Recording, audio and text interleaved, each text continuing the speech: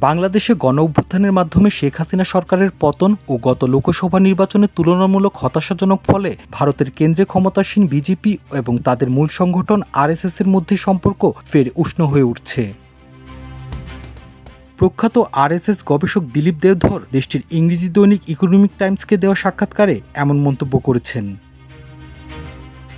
প্রতিবেদনে বলা হয়েছে, কেন্দ্রের বিজেপি সরকার এবং তাদের মূল সংগঠন আরএসএস-এর মধ্যে বিগত 11 বছরে সম্পর্ক কিছুটা শীতল ছিল। তবে লোকসভা নির্বাচনে হতাশাজনক ফল এবং বাংলাদেশে ক্ষমতার পালাবদল উভয় সংগঠনকে কাছাকাছি এনেছে।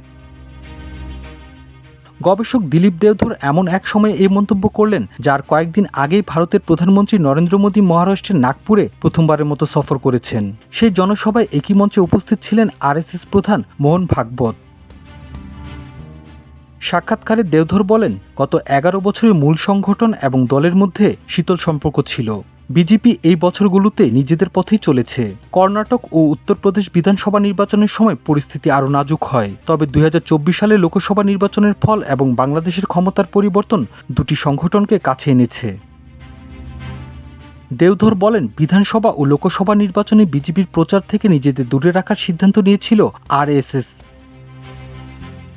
তিনি বলেন, আরএসএস নেতৃত্বের পক্ষ থেকে কর্মীদের প্রচারে অংশ না নেওয়ার জন্য সরাসরি কোনো নির্দেশ ছিল না। ব্যক্তিগত পর্যায়ে কর্মী বা দলের নেতাদের প্রচারে যোগ দেওয়াতেও কোনো বাধা ছিল না। তবে বিজেপিকে সাহায্য করার জন্য বিশেষভাবে এগিয়ে আসেনি আরএসএস, আর এর প্রভাব দেখা গেছে বিধানসভা ও লোকসভা নির্বাচনে। দেওধর বলেন, আরএসএস বিজেপি নেতৃত্বের উপর নাখুশ ছিল। লোকসভা নির্বাচনের কয়েকদিনের মধ্যেই আরএসএস প্রধান ব্যক্তি পূজা এবং একজন নেতার হাতে ক্ষমতার অতিরিক্ত কেন্দ্রীকরণের বিরুদ্ধে কথা বলায় বিষয়টি স্পষ্ট হয়। এই আরএসএস গবেষক বলেন, দুটি সংগঠন এখন ভেদাভেদ ভুলে যাওয়ার চেষ্টা করছে। বাংলাদেশে হাসিনা সরকারের পতন এতে বড় ভূমিকা রেখেছে। তিনি বলেন, বিজেপি নেতৃত্বকে আরএসএস তাদের উদ্বেগের কথা জানিয়েছিল। বলেছিল, বাংলাদেশে যেভাবে রাজপথে আন্দোলনের মাধ্যমে ক্ষমতার পরিবর্তন হয়েছে, সেরকম কিছু ঘটতে পারে ভারতেও। তিনি আরও বলেন, অনেক বিরোধী নেতাও বাংলাদেশের রাজনৈতিক পট পরিবর্তনের পর বলেছিলেন যে ভারতেও একই জিনিস দরকার। তাই উদ্বেগগুলো অমূলক ছিল না। আরএসএস ও বিজেপি উভয় জানে বাইরে এমন শক্তি আছে যারা চায় না ভারত তাদের নিজস্ব পররাষ্ট্রনীতি তৈরি করুক।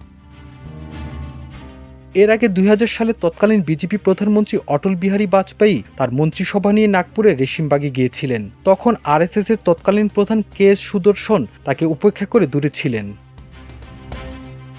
তবে এবার মোদীকে স্বাগত জানিয়েছেন ভাগবত। রোববার ভাগবতের ভাষণ বিশ্লেষণ করলে বোঝা যায় তিনি কিভাবে মোদীর বক্তব্য শুনতে উৎসুক ছিলেন। অন্যদিকে বিকশিত ভারত প্রকল্পের জন্য আরএসএস-এর ভূমিকার ভূয়সী প্রশংসা করেছেন মোদীও।